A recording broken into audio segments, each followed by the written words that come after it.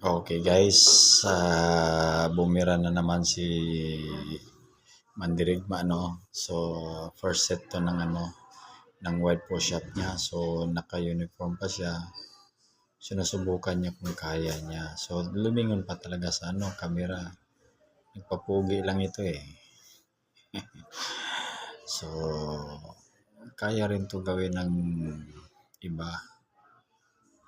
Wala namang masama kung gawin nyo eh. Kahit unti-unti lang kaya ninyo. Huwag nyo lang gayahin ito. Gayahin nyo ito pag kaya nyo na. Step by step muna. 5, 1 week 5. Next week na naman, dagdagan mo ng 5. So naka 10 na. 10 sa isang week na naman. So ganun lang.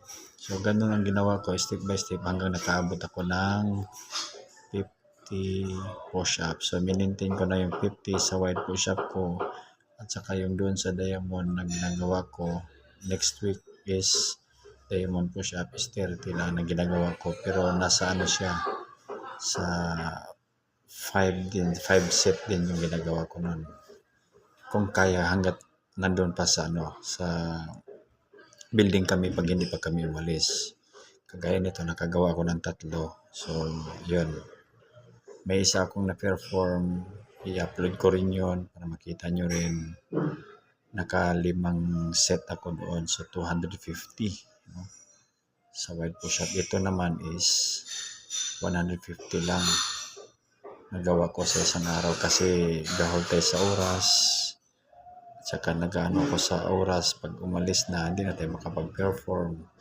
So yun, yung nakalima ako, naka 250 sa isang araw dahil mahaba pa yung stay namin sa building, kaya ganun. Ito naman is natanghali na kami nakarating, so 3 lang na perform natin, 150 wide push-up. So okay na rin, din na rin masama.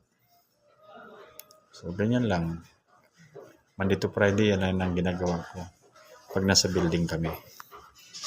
Okay, at maraming salamat